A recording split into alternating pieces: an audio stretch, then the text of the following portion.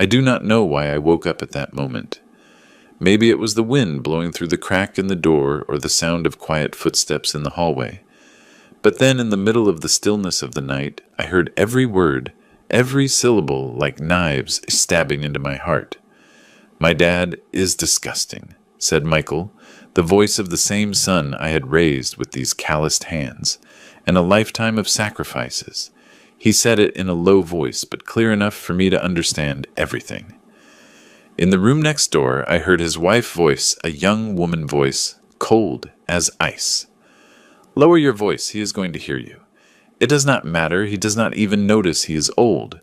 And then they both laughed, a dry laugh like dust. I remained motionless, not breathing, as if the slightest movement could break something inside my chest. I thought I had already gotten used to the silence of old age, but that night the silence was no longer peace, but an abyss. I closed my eyes, trying to pretend I had not heard anything, as if it had all been a dream. But no. Each of the words "he is disgusting" kept echoing clear, as if branded into my bones with fire. I opened my eyes and looked at the ceiling. The light from the hallway filtered under the door, creating a thin and trembling line of light. I saw my hand on my chest, thin with marked veins, and yet it weighed like a rock. I had endured many things in my life, hunger, poverty, the sleepless nights when my wife left, but I had never known a pain like this being a cause of disgust for my own son. I did not cry. At my 78 years, my tears seemed to have dried up. I just felt a lump in my throat, as if an invisible hand were squeezing it. I listened as their laughter faded until it disappeared. In the house, only the regular ticking of the clock remained, and my own breathing heavy, hoarse. I turned to look at the photograph on the nightstand, the photo of Linda, my wife who had left me too soon. I whispered in the dark. "Do you hear it?" Our son just said. I discussed him. The wind blew through the curtains, making the photo vibrate slightly. I wondered if, had she still been alive, things would have been different. Maybe not, because sometimes, even if you give everything, people change. I stayed in bed until the sky began to clear. I could not sleep a wink. Every minute that passed was a small stab in my memories. I thought about the past years, about the little 5-year-old Michael running after me to the door, holding onto my shirt and saying, "Daddy, do not go." Where was that boy? I did not know. Maybe he had died a long time ago, buried next to the days I thought were happy. Outside, the birds started to sing. I got up, put on a jacket, and went to the kitchen to make coffee, like every morning. I kept my old habits, but inside, everything was different. When the water boiled, the steam hit my face, and I looked at my hands. They trembled slightly, not from age, but because I knew that from that moment on, nothing would ever be the same again. And I whispered low enough, so only I could hear myself. If a son feels disgust when looking at his father, maybe it is time for the father to look at himself. Before continuing, subscribe to the channel, and tell us where you are listening from in the comments below. My name is Arthur Robinson, 78 years old, born in a small town in West Texas, where the land is dry, the wind kicks up dust, and people learn to grow with their hands and not with words. My family was so poor that the wooden bed was the only thing that survived the leaks of every rainy season. I finished elementary school and left it because my father died young and my mother had to wash other people's clothes to feed 4 children. I started working in construction at 14 when they still called me Slim. I pushed wheelbarrows of sand-mixed cement, learned to endure the heat and the pain. But it was there amid the roar of hammers and the smell of lime where I learned one thing. A man must support himself with his own hands without waiting for anyone to rescue him. I worked tirelessly every dollar earned with the sweat of my brow. At 26, I married Linda, the girl who sold flowers at the market, the one with the sad dark eyes, but who always smiled. We had 2 children, Michael and Sarah. The day they were born, I felt my life light up as if heaven owed me some happiness, and had finally decided to pay me. But life is never fair for long. Linda died young, a fever an afternoon, with no time for goodbyes. Standing by her bedside, watching my 2 little ones hug and cry, I understood that from that moment on, I would be father and mother at the same time. I was not rich, but I never let my children go hungry. I got up every day before dawn, made black coffee, ate a piece of dry toast, and went to the construction site. Coming back in the afternoon, no matter how tired I was, I tried to read them a few pages from some storybook. I do not remember all the nights I spent mending Michael clothes, or the times I stayed up taking care of Sarah when she had a fever. I only remember the smell of their hair, the scent of cheap soap, and a thank you daddy so low that only I could hear. That was what made me believe that all the effort was worth it. I felt proud seeing Michael go to a good college with a clean uniform and polished shoes. I bragged about him to my coworkers, telling them that he will be an engineer, not a bricklayer like me. I sold my only motorcycle to pay for his last year of college, and I still remember his graduation day. I was standing at the end of the row of seats, with my back soaked in sweat, but with a smile that would not fade. That was the day I believed all my sacrifices had been rewarded. And Sarah, my younger daughter, sweet, and of few words, so much like her mother. She always said, "Dad, you are the strongest man in the world." I laughed and answered her that I was just a man who knew how to endure. Years later, when work improved, I managed to open a small hardware store. It was not big, but it allowed me to hire someone and spend more time with my kids. I was able to buy my first house, the same one Michael would later call the old palace. For me, it was not just a roof, but every brick of my entire life. Remembering all that does not bring me pride, only sadness, because it turned out that everything I worked so hard to build, I had given to someone who now looked at me with contempt. I gave the love of a lifetime to someone who did not know how to return it. Sitting by the window, listening to the noise of the cars on the street, suddenly, I thought maybe it was because I loved him too much that he forgot how to love back. Since that morning, I started seeing everything in the house with different eyes. Nothing had really changed. It was still the same old kitchen, the cream-colored walls, with the paint peeling a bit the cactus on the porch that bloomed every morning, but I felt a coldness that seeped into every corner. It did not come from the wind, but from the attitude of the people. Michael got up late, as always. He came into the kitchen, threw me a fleeting glance, and asked reluctantly, "Did you sleep well?" "Dad," I nodded, smiling, as if I had not heard anything the night before. I poured him a cup of coffee with a steady hand. "Good, son, very good." He thanked me. He took a sip and concentrated on his phone. Not another word. Between us, only the sound of the spoon against the cup, rhythmic and strange. I looked at his hand. Long fingers clean, without calluses, without traces of metal, nothing like mine. Suddenly I thought that maybe that was why he saw me as dirty, rough, disgusting. That thought was like a pin, small, but stuck right in the place that hurt. At noon, he worked in the living room, his laptop open, headphones on, his voice sounding firm and determined. He was calling someone, probably a colleague. I passed by there by chance and heard a few words. "Yes, he still lives with me. You know, old slow. I do not want him to fall in the middle of the living room." And then a laugh. I stopped for a second. And then I kept walking in silence towards the garden where I myself had planted every rose bush now with withered leaves from lack of care. I sat on the stone bench looking at the house I had built with all my strength, and for the first time in many years I no longer felt it as my home. It seemed like a cage. During the whole afternoon I barely spoke. I did the usual, watered the plants, cleaned the table, tidied the kitchen, but inside something was burning on a slow fire. It was not rage, but a desolate sadness, that of someone who realizes he is nothing more than an object in his own house. At nightfall, Michael had dinner with his wife. They spoke in whispers, laughing every now and then. I was sitting at the other end of the table in silence. They did not notice my presence. After a while, my daughter-in-law got up and cleared the plates, while Michael said loudly, "Dad, do not get up. I will do it." But I knew it was just an empty gesture of courtesy. I nodded and cleared my own. Passing by the living room, I heard them whisper, "He stays quiet all day. It is better this way. I went back to my room and closed the door. The room was in semi-darkness. Only the ticking of the clock could be heard. I sat on the edge of the bed, looking at my old shoes placed neatly on the floor. Those shoes had accompanied me for 10 years. They had stepped on thousands of yards of dirt. They had walked through countless construction sites. I bent down and dusted them off carefully.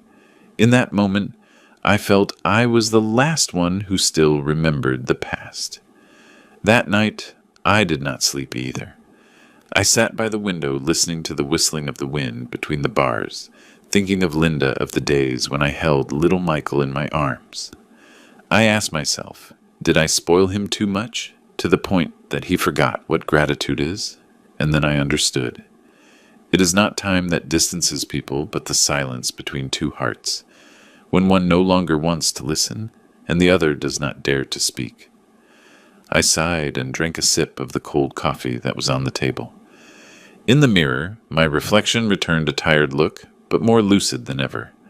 I knew that if I stayed in silence, sooner or later, I would disappear completely, even if I continued living in my own house. And from there, a small idea, clear and serene, began to germinate in me. It was time to leave. The next morning, I got up earlier than usual, an old habit. Make coffee, open the door so the wind comes in, listen to the city waking up. But this time, the aroma of the coffee was not as intense as before. Maybe because my heart had grown cold. I looked around the kitchen. Every object, every little corner, I had bought it.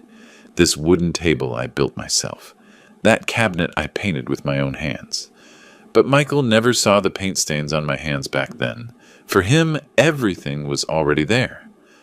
While I was tidying up, I opened a closet looking for some papers. By chance, I found an old box lined with blue fabric. At noon, Michael came home to eat. He talked on the phone throughout the meal, typing on his laptop without looking at me. I was sitting opposite in silence, listening to every yes, no, sure, and then a we will talk later. When he hung up, I asked him in a low voice, "How was work today, son, normal dad?" "I am very busy. Do not worry about those things," he answered without looking up. I looked at his face, that of a grown man, a stranger with no trace of the boy who used to run to the door to wait for me when I came back from work. I remembered the times I had sacrificed for him. The day he lost his job, I sold a small plot of land on the outskirts to pay his tax debts. Another time, I gave him the only truck from my company so he could start his own business. I even remembered the night I spent awake, preparing a business plan for him to present, because he told me, "Dad, you have more experience." In that moment, I felt happy helping my son. I did not know that each of those acts was slowly turning me into a shadow, making him believe his father would always be there to fix his mistakes, regardless of whether they were right or wrong.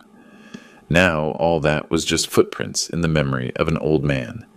I looked at my hands, the fingers that had built a house, that had cradled a son, and that now only trembled holding a cup of coffee.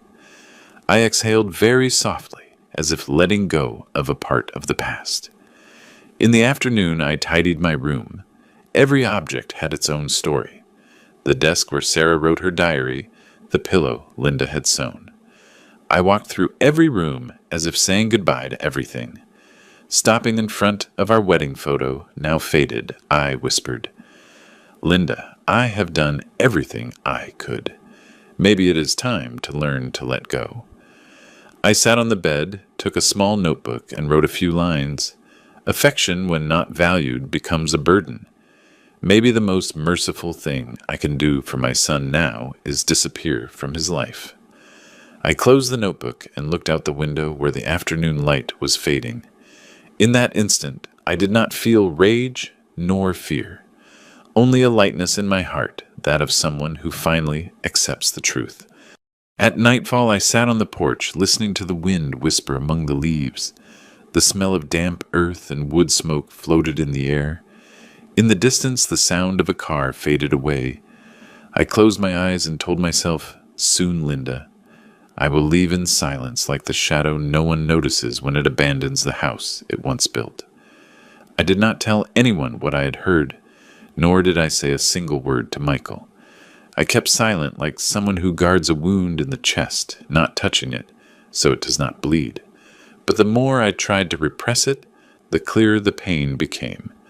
The following days I lived like a shadow. I did everything as always at the same time with the same routine. Make the coffee, sweep the patio water, the plants cook lunch. But my spirit was no longer there. One morning while washing a cup, I saw my reflection in the water. Gray hair, tired eyes, and behind me the spacious house I once dreamed of having. I remembered that, as a young man, I believed that with a solid roof, my children would never go without that brick. Walls would protect love. I was wrong. I forgot that a home is where there's affection. Otherwise, it is just 4 empty walls. That afternoon, Michael came back late. He walked into the house, talking on the phone with the cold look of a stranger. I greeted him, and he nodded without looking at me. I stood still, listening to his bedroom door close. In that instant, something inside me broke slightly without noise, like the crack in a mirror. And in that fissure I saw a truth with clarity. Love between a father and a son can die in silence. That night, I took the small notebook I always used to write down work things and opened a new page. I wrote, "When a son no longer needs his father, one should not force oneself to stay to remind him. When love becomes a burden, leaving is also a form of kindness." I closed the notebook, put it in a drawer, and sat in silence for a long time. The room was in semi-darkness. Only the wind flapping the curtains could be heard. I thought of Linda. Sometimes I still talked to her as if she were close. "Linda," I called her in a low voice, "I have done everything I could. I raised our son to be a good man, but he no longer sees me." In the dark, the photo on the table vibrated slightly, and the yellowish light illuminated her face as if she nodded. The next day I started gathering my few belongings, not because I wanted to run away, but because I needed to put my soul in order to be able to leave. I gathered some clothes, some papers, a photo of Linda, and my father's old watch. Just enough for an old man seeking to find his peace again. In the afternoon, when Michael left the house, I walked through every room. The house was lit up, but it lacked warmth. I touched the walls, the small cracks I myself had filled with putty, and I thought in silence, "Maybe it is time." I did not feel rage nor resentment, nor did I feel like a failure. I just perceived one simple thing. It was the moment to recover my dignity. When a father realizes his son looks at him with contempt, he should not cling to that love, because it is no longer love. That night I did not sleep. I sat on the porch contemplating the moonlight on the tiles. A soft breeze brought the smell of wet earth. I took a deep breath and felt a strange calm. There were no more tears, only a serene determination. Leaving this place not to flee, but to start over. I whispered to the void, "Linda, I am going. This time it is not for work, but because I need to live the rest of my life as a person, not as a shadow in my own house." The next morning, when the sun was barely peeking over the rooftops, I opened the window, letting the wind enter with the damp smell of earth and the jasmine from the porch. The house was strangely silent. Only the dripping of the coffee and the beating of my heart could be heard, rhythmic and heavy. I looked around, feeling like every object was watching me. The wooden chair I built with my hands, the old wardrobe, with the scratch Sarah made as a child, the stained wall I always promised to repaint. Everything breathed the past, but it no longer belonged to me. I poured coffee into a cup with a slight tremor in my hand. I thought about that night, about tomorrow, and everything that would come. Everything seemed already organized inside me, without haste, without fear. I have lived long enough to understand that the important decisions in life are usually born in silence. I took Linda's photo from the shelf. She was still smiling with the same kind look as always. I sat on a chair, placed the photo on my knees, and spoke to her in a low voice. "Linda, if you were here, maybe everything would be different. I am tired.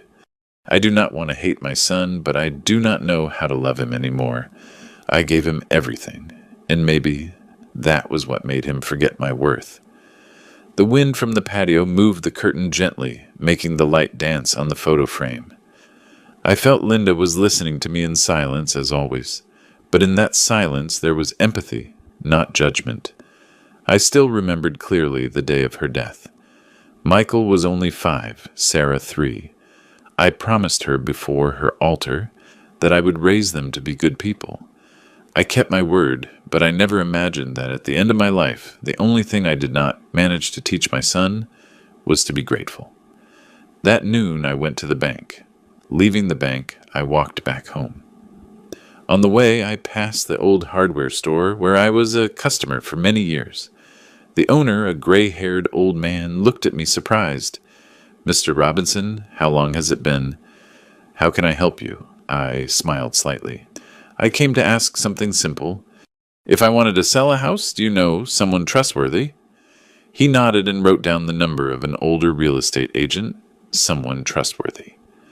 I thanked him, and with the paper in my hand, I went out to the street. The wind hit my face, but I felt lighter than ever. When I got home, Michael had not returned yet. I sat at the table, opened my notebook, and added a line. "It is not death that separates a father from a son, but indifference.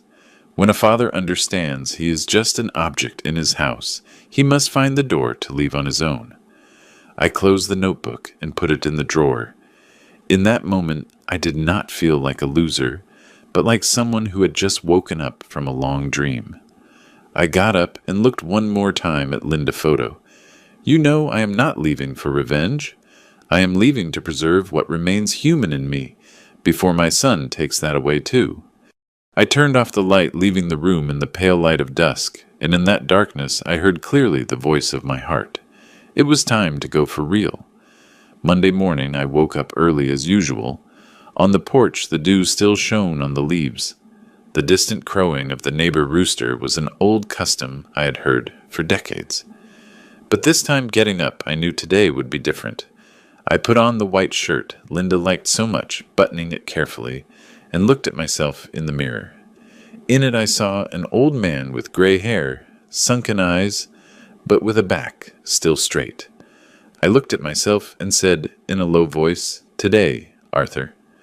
We start again. I carried with me the paper with the real estate agent phone number. After calling an older man, voice deliberate and polite, answered, "Mr. Robinson." "What a pleasure. Tell me, how can I help you? I want to sell my house, but I want discretion." There was a silence for a few seconds on the other end, and then he answered, "Understood. Can we meet today? Sure, at 3. The meeting took place in a small coffee shop near downtown. The man named Mr. Henderson was around 60. He wore glasses and had a neat appearance. He listened to me without interrupting, without curiosity. When I told him the house had no debts or mortgages, and that it was solely in my name, his eyes shone with surprise. "And are you sure you want to sell it?" "It is a very nice property, Mr. Robinson." I nodded. My life was nicer when my family still looked at me with love. The house makes no sense anymore. We did the paperwork quickly. Henderson promised to find a discreet buyer without flashy advertising. I signed some papers. My hand did not tremble. When the ink dried, I felt as if an invisible rope had been cut, the one that tied me to the past. Walking back home in the afternoon, I went down the hallway, observing everything with a different look. Every brick, every door frame, the walls I had raised with my own hands, now seemed strange to me, as if they no longer belonged to me. I touched the wall and felt it cold, not because of the cement, but because the people heart had grown cold. At night, Michael arrived home and asked distractedly, "Dad, I had a long meeting today. Is there any coffee left?" "Yes, son, in the pot." I served him, watching him in silence. He did not notice that my look was different, nor did he see the real estate agent business card on the table next to an unmailed letter. After dinner, I sat on the porch, the street light casting a yellow glow on the tiles. I looked at my hands, the same ones that had built this house, that had cradled my son, and that were now about to sign to abandon it. I did not know whether to call it loss or liberation. I only knew that in my heart there was a void, neither heavy nor painful, simply silent. The next day, Henderson called to give me news. There was already an interested party. A foreign businessman wanted to buy it immediately, paying in cash. Everything happened so fast that even I was surprised. He told me, "It seems fate is in a hurry, Mr. Robinson." I smiled bitterly. Sometimes when one takes too long to decide, life decides for you. That night I wrote a few more lines in my notebook. A house can be lost, but dignity cannot. Once I built walls of cement, now I learned to rebuild myself with silence. When I finished writing, I heard Michael laughing while talking on the phone in his room. He was telling someone that house will be mine someday. I smiled slightly, without bitterness, without anger. The smile of someone who has already understood everything. I turned off the light and looked around one last time. The moonlight entered through the window, illuminating the familiar objects. I said in a low voice, "Linda, I am almost leaving. In this house there is no room for memories anymore, but I still remain. The memory still remains. And us, even if we are only the breath of the past, we will continue together, but in another place, a quieter place." 3 days later, the deal was closed. All the papers were signed on a foggy morning. Mr. Henderson shook my hand, his look full of respect. "Congratulations, Mr. Robinson. Everything is in order. The buyer pays in cash, and the transfer is made today." I nodded and thanked him. I felt neither joy nor regret, only the feeling of having fulfilled one last duty to myself. Leaving the office, the midday light hit my face so bright I had to close my eyes. A chapter of my life had just closed as softly as the sound of a wooden door closing behind my back. I returned home in the afternoon to the house that was no longer mine. Everything remained the same, but I saw it differently. Every object, every wall seemed to say goodbye to me in silence. I walked down the hall, stopped before our wedding photo, and gently touched the dusty glass. "Linda, it is done." I managed to let go. I took my old canvas bag, folded my clothes, put in some papers. Linda photo, my father, old watch, and the small notebook, the only things I considered my true heritage. I stopped for a moment looking around the room. It was a strange sensation, as if leaving my own body but remaining conscious. I took out from the drawer the sheet of yellowed paper I had prepared. I rested the pen and wrote slowly, every letter, with care, without shaking. "Do not worry, son. You will not have to pretend anymore. The one who embarrassed you is gone. Take care, Michael. I hope someday you understand that love is not inherited. It is earned." I folded the paper, put it in a yellow envelope, left it on the dining table, and placed a small stone on top so it would not blow away. I looked around one last time. The house was in silence. The afternoon light entered through the window, making the dust motes shine. I remembered the day I finished building this house. Michael was 10, Sarah 7, and Linda was still alive.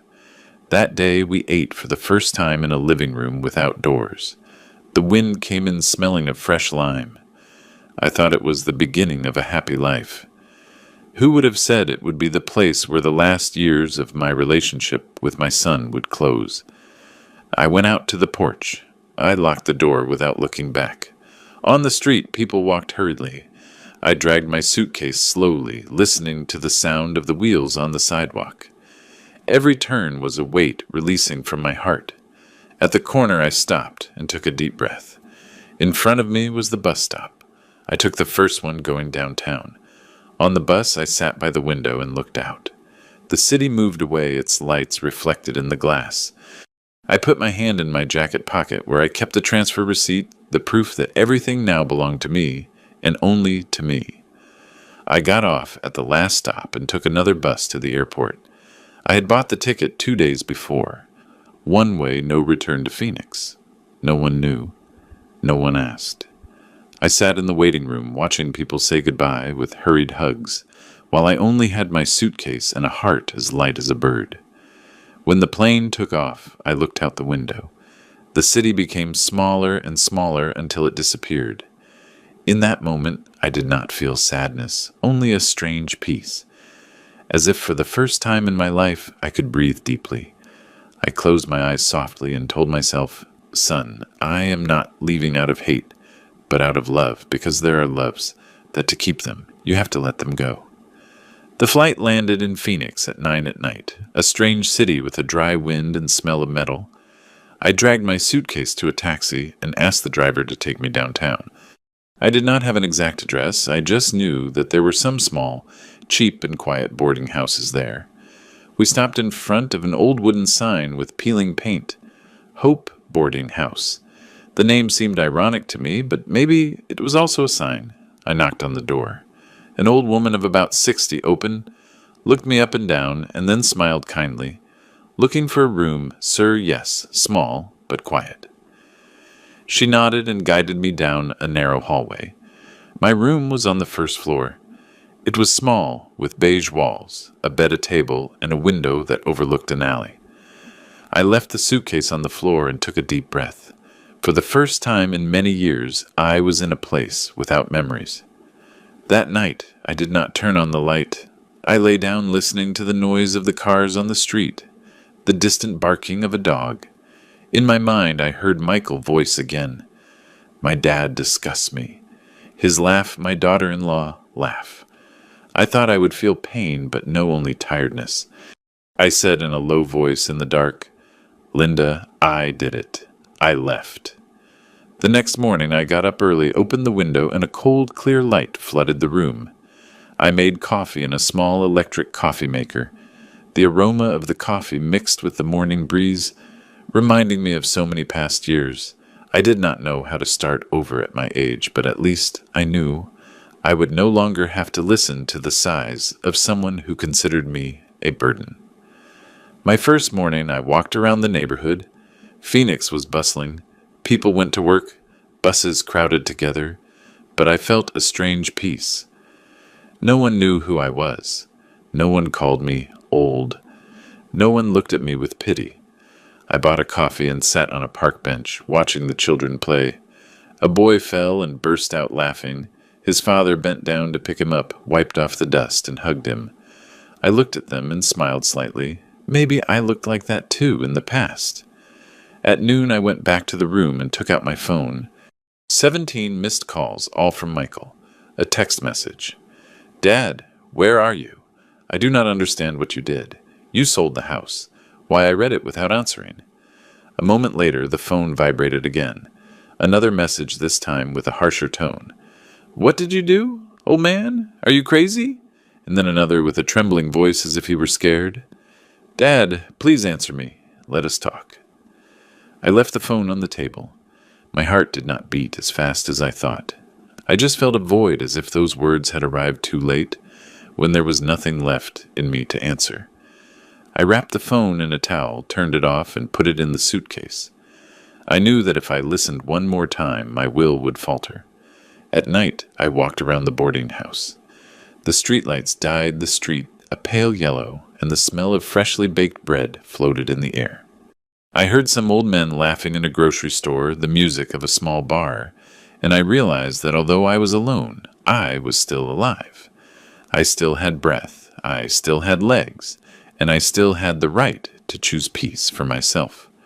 Back in my room, I wrote a few lines in my notebook.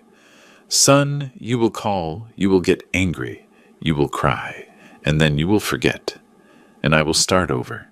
Because sometimes to keep love, you have to learn to walk away from it." I put down the pen and looked at the ceiling where the dim light filtered through the small window. The noise of the cars on the street faded away. I closed my eyes softly, and in that instant I felt my heart at peace. That rare peace I had sought all my life, but could only find when I lost everything. The first days in Phoenix passed slowly, but without heaviness. Every morning I woke up when the sky was still misty. I made a cup of black coffee and sat by the window to watch the light flood the street. I listened to the street vendors shouting, the screech of the bus brakes, the voices of children calling their mothers. Those sounds, seemingly trivial, made me feel alive, even if no one knew my name or waited for me at home. One afternoon, while I was sitting on the small patio of the boarding house, An old man sat next to me, leaning on an old wooden cane. He had a square face, a bright look, and a sparse gray beard. He seemed like someone who had lived a lot. He spoke with a deep and slow voice, that of someone used to conversing with time. "New here, right? Yes. I just arrived a few days ago. I am George. I live in room 7. I smiled. "Arthur." "A pleasure, George." We talked like two strangers finding a bit of warmth in the middle of a cold city. The afternoon fell. We stayed there without saying anything else. The wind seeped through the cracks in the walls, bringing the smell of dampness from the approaching rain. In that silence, suddenly I felt my heart calm down. It had been a long time since I talked to someone without having to give explanations, without having to prove anything. From that day on, George and I became friends. In the morning, he used to knock softly on my door. "Coffee, old man," and I answered, always. We sat in a corner of the porch, each with his cup of coffee, watching the street wake up. People went to work. Students laughed. The sky cleared. And in that brief moment, I felt more at peace than ever. "Sometimes we talked about our children," he said. "Children are borrowed, Arthur. We raise them, feed them, but they do not belong to us. Some return, others get lost." I just nodded.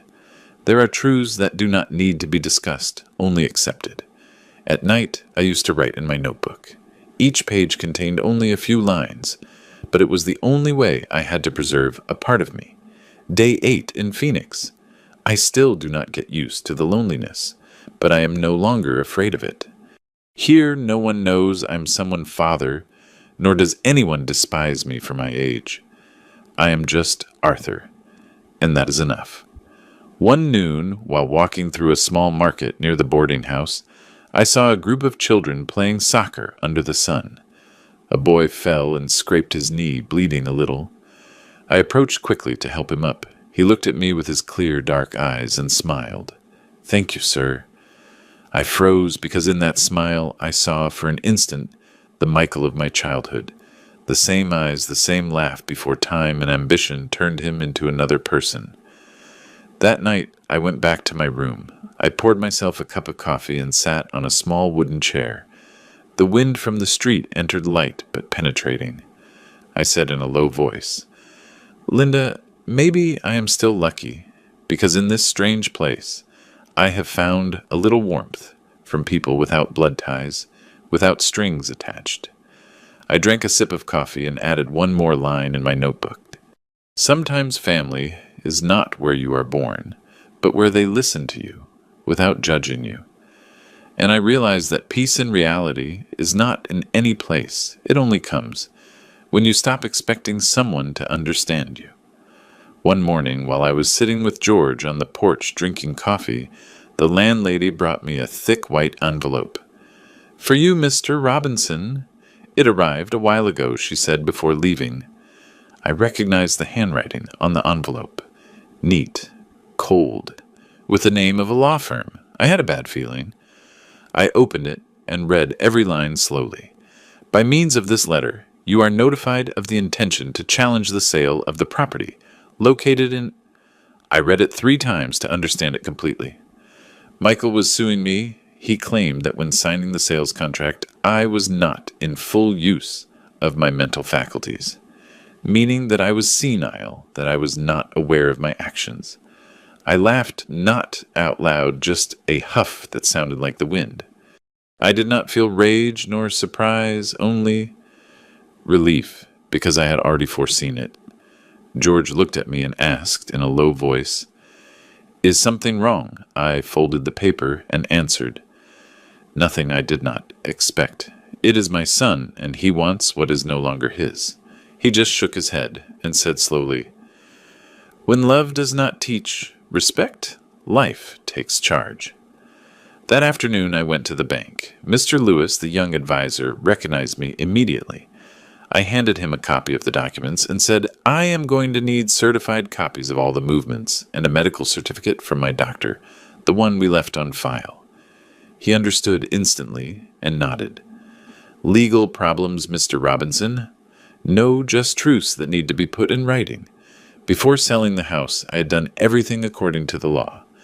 I had a medical certificate confirming my total lucidity, a video of the signing before a notary, and even a statement I read myself clear and articulate. Everything was on file. I was not worried.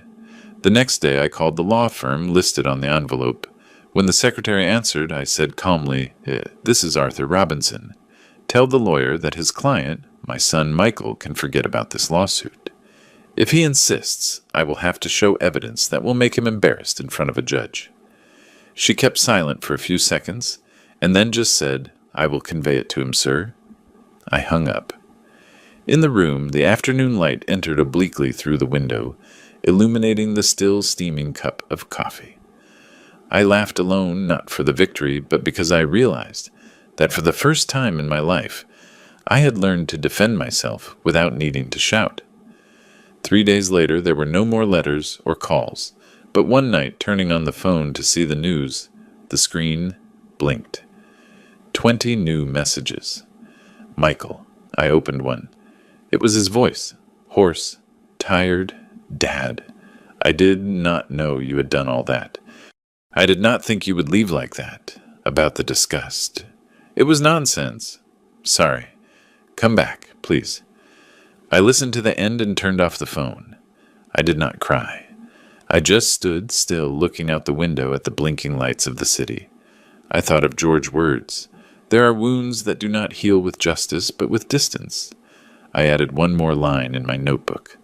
Son, there are apologies that do not need to be heard, because when a father heart has grown cold, only silence remains, and silence is also an answer.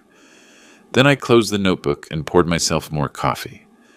Outside, the night in Phoenix was so silent, you could hear the slight whisper of the wind on the rooftops.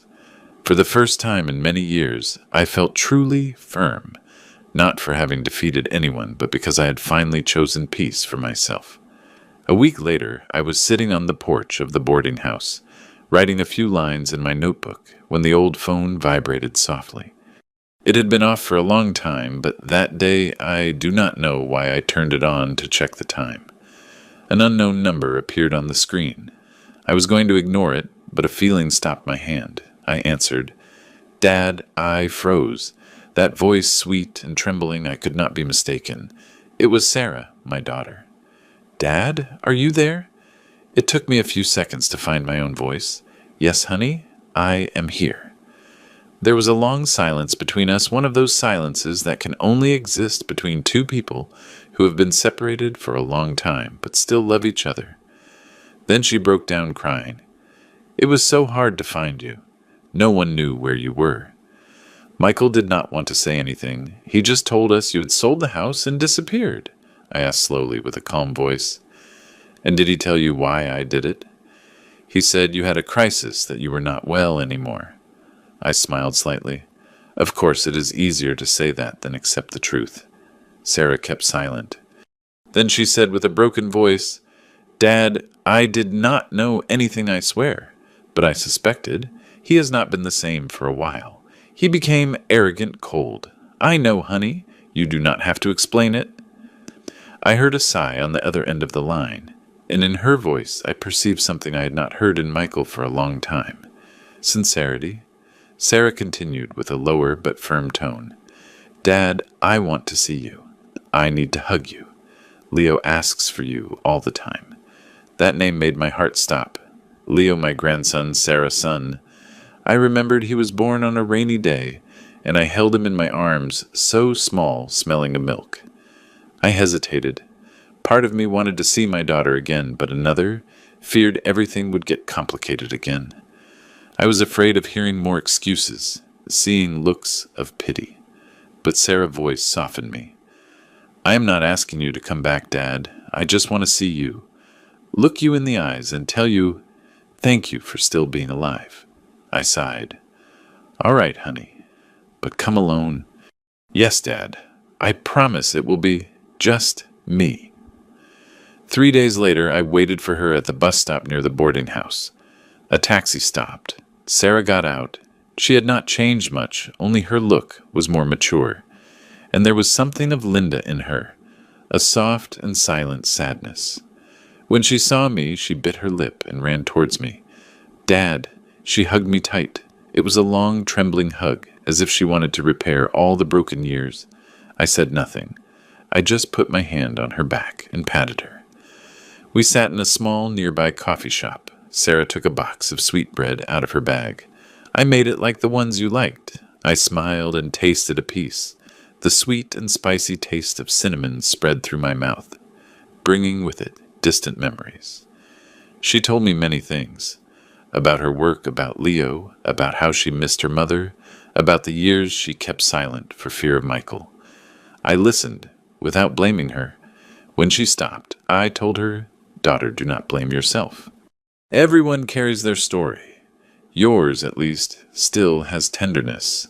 She looked at me with damp eyes. "Dad, can I come see you more often?" I nodded, smiling. "Always, honey. This door, although humble, will always be open for you." That afternoon, when Sarah left, I stayed alone in my small room.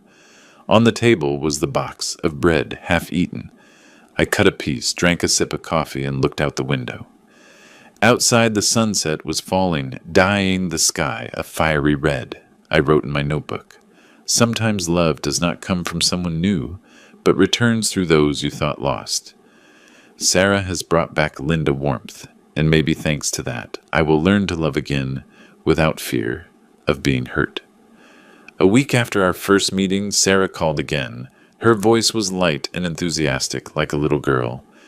"Dad, Saturday, I am coming with someone who wants to meet you." I smiled, guessing immediately. "Leo." "Yes, he says he wants to see his grandpa Arthur." Saturday morning, the sky was clear. I got up early, tidied the room, cleaned the table, and set 2 cups of coffee and a glass of milk. I do not know why, but my hands trembled a little, as if I were about to meet something I had lost a long time ago. When the taxi stopped in front of the boarding house, I went out. Sarah opened the car door, and a boy of about 8 poked his head out with bright dark eyes. "You are my grandpa, Arthur, right? Yes, son." "I am." He smiled and handed me a small ball. "Will you play with me after breakfast?" I nodded with a lump in my throat that prevented me from speaking. The 3 of us sat in the small room. Sarah had brought sweetbread, and the aroma of flour and cinnamon flooded everything. Leo talked to me about his school, the neighbor dog, that he wanted to learn to play the guitar. I listened and smiled. Every time he said "Grandpa," I felt like a piece of my heart was being repaired. After breakfast, we went to a nearby park. I sat on a stone bench watching him play soccer, laughing out loud. A soft breeze blew, lifting the dry leaves. In that moment, I remembered Michael when he was little. The same bright eyes, the same laugh.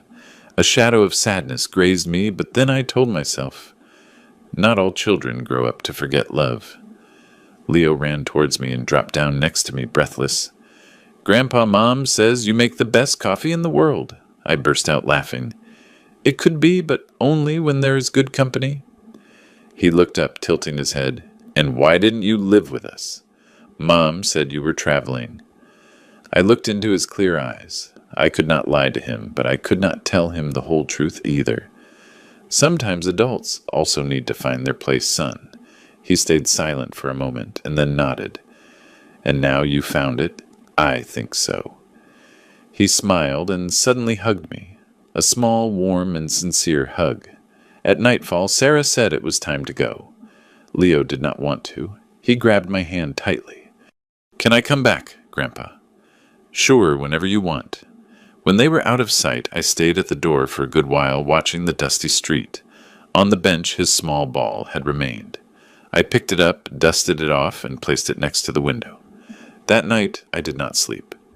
I sat down to write in my notebook with trembling but firm handwriting. Today they called me Grandpa again. Sometimes life takes a son and gives you back a grandson as a way to remind you that love does not die. It just changes form. I closed the notebook, listening to the wind outside. I no longer felt alone. In my heart, a small spring had just begun. Since Sarah and Leo found me, my life acquired a new rhythm. Saturday afternoons no longer passed in prolonged silence. They arrived, bringing with them laughter, the smell of sweet bread, and the scent of soap from a child hair. Leo used to run around the small patio, laughing out loud while I, sitting in a chair, watched mother and son as if I were seeing a part of my lost life return to me. One day, George suggested I go with him to the community center. He said they organized meetings for seniors. They played chess, told stories, shared life experiences. I hesitated. It had been a long time since I was in a crowd, and part of me still feared people would see an old man abandoned by a son. But George said, "Sometimes when you tell your story, you lend courage to another who still does not dare to speak." I thought about it all night and finally accepted. That afternoon, I put on my oldest shirt, took my notebook, and entered a small meeting room. There were more than 20 people of different ages sitting around a round table. They told stories about old age, about children living far away, about loneliness.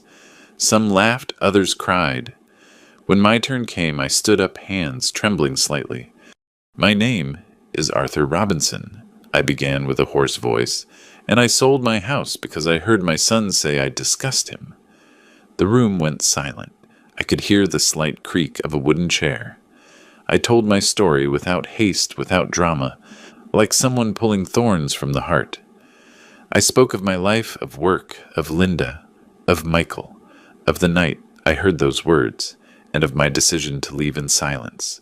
With every sentence, I felt like the wind blew over an old wound, stinging, but at the same time drying it. When I finished, no one said anything. A tiny old woman with completely white hair got up, hugged me, and said in a low voice, "Thank you, Mr. Robinson. You said what many of us feel and keep quiet." And then the whole room applauded. It was not a loud applause, but soft, sincere. In that moment, I realized I was not alone. I was not the only one forgotten by his children. There were so many old people like me sitting in the darkness of their old houses, wishing someone would listen to them at least once. At night, coming back, I sat at the door and wrote in my notebook. Today I spoke with a trembling voice, but with my heart in my hand. I did not tell my story to get pity, but to remind those who keep silent that loving is not enduring, and that respect is the only debt children should never forget. I closed the notebook, listening to the distant sound of cars on the street. My heart did not weigh so much anymore. I knew I had done the right thing, not confronting my son, but standing up for myself. That night, the wind on the porch blew as soft as Linda hand caressing my hair. I smiled, drank a sip of coffee, and thought, maybe I have finally learned to speak without needing to shout. And in the whisper of the wind, I seemed to hear an answer. That is how a heart heals Arthur, speaking with dignity. Time passed, and Phoenix became little by little my home. I acquired the habit of going in the morning to the market to buy bread, in the afternoon, having coffee with George, and at night writing a few lines in my notebook before sleeping. Weekends, Sarah and Leo came to visit, bringing with them laughter, smell of cinnamon, and simple happiness. I thought my life had finally found peace, but life rarely remains silent for long. One afternoon, Sarah came alone. As soon as she entered, I saw the heaviness in her face. She left her bag on the table and sat in silence for a moment. "Dad, I have to tell you something, but promise me you will not get angry." I nodded slightly. "Tell me, honey." She took a deep breath. "It is Michael. He is bad. Very bad. They fired him from work." I kept silent. Sarah continued with a slow voice. "There was an audit. They found strange movements. He denies it, but everyone knows it was him. He is desperate."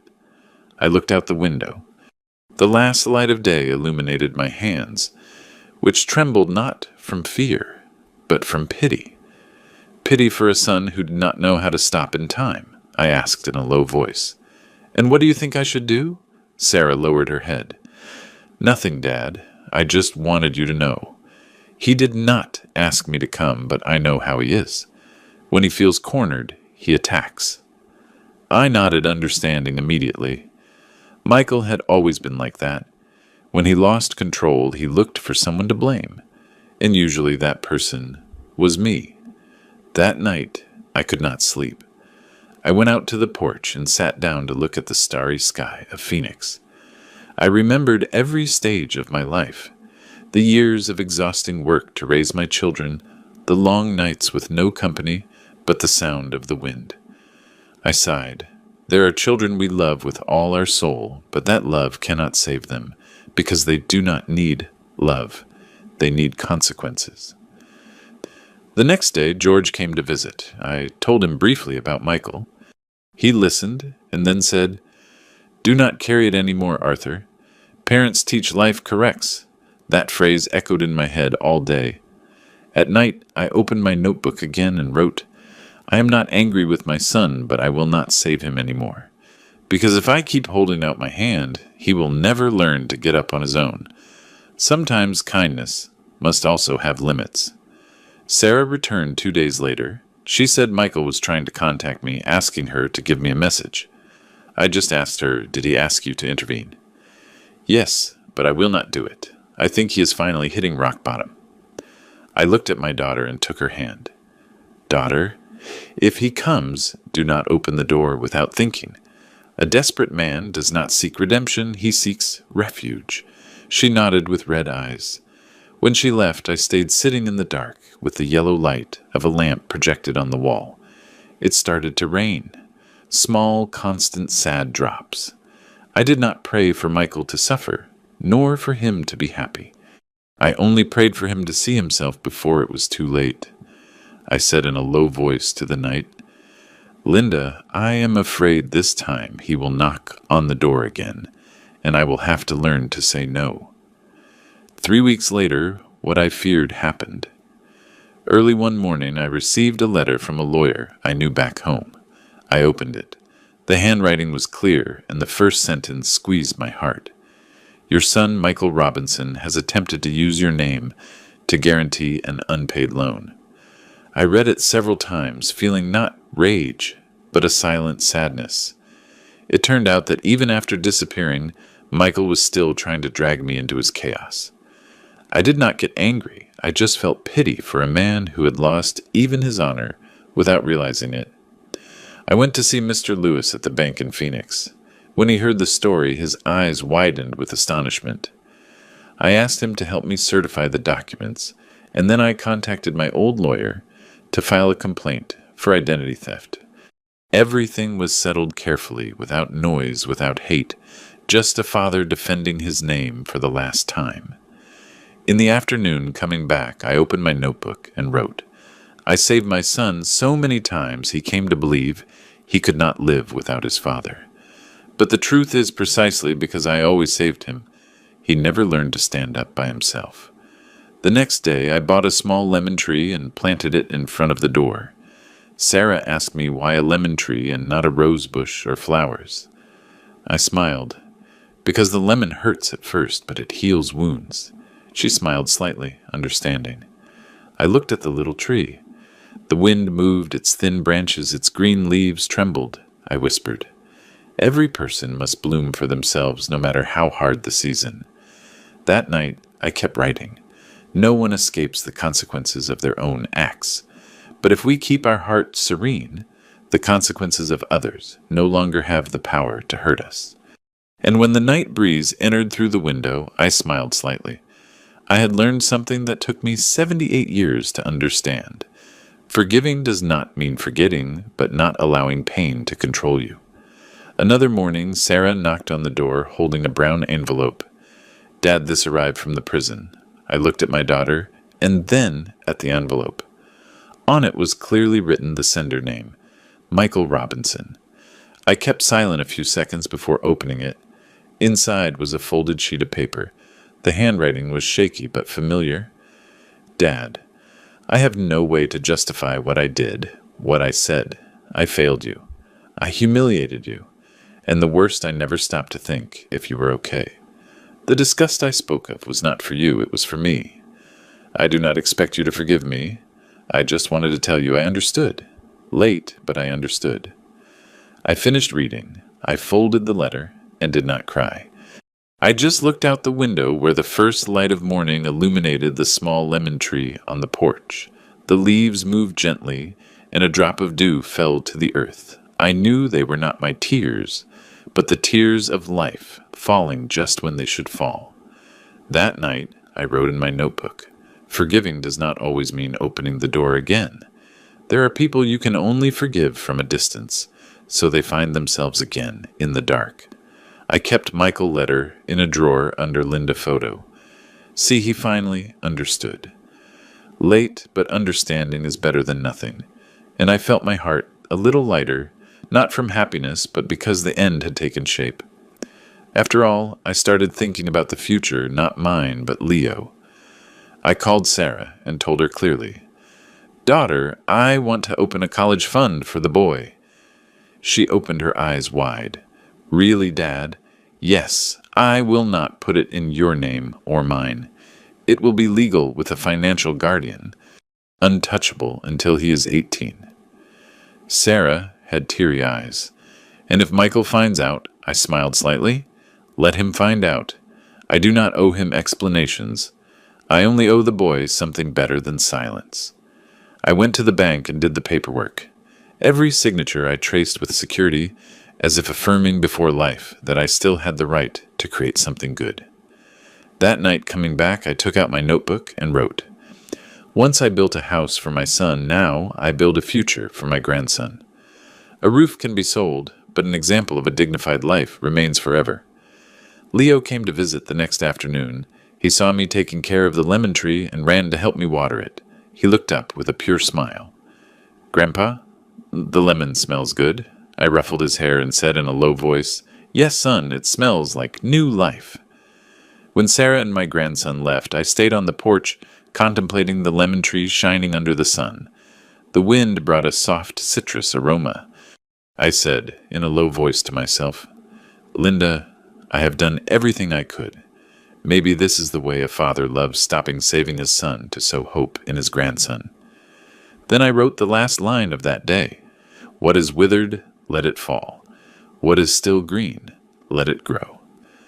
And I finally have learned to love without needing to hold on. One afternoon at the beginning of the rainy season, who knocked on my door was not Sarah nor George, but Michael Mother, the woman I had separated from decades ago. She was older than I remembered, with graying hair and an air of suffering. She did not look me directly in the eyes, just said, in a low voice, "I come on behalf of Michael." I invited her in and made coffee. The steam rose in the middle of a dense silence. After a while, she took a folded paper out of her bag. "He asked me to give this to you. He is in a shelter in another state. He says he changed." I took the paper. I recognized the familiar handwriting and opened it carefully. "Dad, this time, I am not writing to ask for anything. I just wanted to tell you. I understood. Late, but I understood. I became the man I swore I would never be, and the worst I was, that with you. Today I know I no longer have the right to be in your life, but I want you to know that everything you taught me finally caught up with me. Wherever you are, I wish you peace. Thank you, Michael." I folded the paper, but this time I did not put it in the drawer. I left it on the table next to the cooling cup of coffee and looked towards the porch. The rain began to fall soft, constant, as if someone were reciting a poem in my heart. I did not know if Michael had really changed or if he only said it to get forgiveness. But that no longer mattered, because for the first time in each of his words, I did not see the shadow of arrogance, only his true self, tired, regretful, and naked. I said in a low voice, "Linda, do you hear it? He has finally learned to say sorry." A lightning bolt lit up the sky, reflecting on the photo on the wall. I drank a sip of coffee, and the bitter taste turned sweet. Maybe it was not because of the sugar, but because my heart had softened. I wrote in my notebook, "When the person who hurt you bows down, you do not need to step on them to win. It is enough to smile and let go. That is the answer of an adult before life." At night, I lit a small candle and placed it next to the letter. I did not pray, I just closed my eyes and whispered, "Your path is no longer parallel to mine, son, but I hope it leads you to a place where you learn what I forgot to teach you, gratitude." I let the candle burn until it consumed itself. As the light faded, I felt the past, the resentment, and the pain dissolve with the smoke. 2 years have passed since I left my old town. Phoenix has become the home of the rest of my life. The small room I rented is now mine. I bought it with part of the money left from the sale of my old house. I painted the walls myself. I planted more flowers. I built a low wooden fence and hung a double hammock under the lemon tree, which is now in bloom. In the morning, I wake up with the sunrise. I make coffee, listen to the birds singing, and my heart is as light as the wind. I do not need much, just a calm breath and a new day to live. Sarah keeps coming to visit me every week with Leo. The boy is already 10. He is taller, he is smart and polite. He helps me sweep the patio, pick up the fallen lemons, and then sits to listen to my old stories. One day he asked me, "Grandpa, why do you never get angry with my dad?" I smiled and looked at the blue sky. Because I learned that anger does not correct it, only tires the soul. He nodded as if he understood. In the afternoons, Sarah and I drink coffee and talk about her work, about the small bakery that little by little is prospering. She smiles more. Her look is no longer as sad as the first day we met again. I look at my daughter, and a silent calm floods my heart. I lost a son, but life gave me back 2 beautiful souls, Sarah and Leo. One day, while the sunset was falling, I sat in the hammock and wrote the last lines in my old notebook. I used to think justice was making whoever hurt you suffer double. Now I understand that true justice is living in peace, without that person having the power to hurt you anymore. I closed the notebook and left it next to my cup of coffee. The wind brought the aroma of the lemon blossoms. I said, in a low voice, as if someone were listening to me. "Linda, I am finally home. Not in a house of bricks, but in the house of my own heart." I looked up at the sky. The last light of day slipped between the leaves and fell on my shoulders, like gold dust. Leo ran towards me, hugged me, and burst out laughing. "Grandpa, the tree already has fruit." I smiled and nodded. "Yes, son, and every fruit is a new life."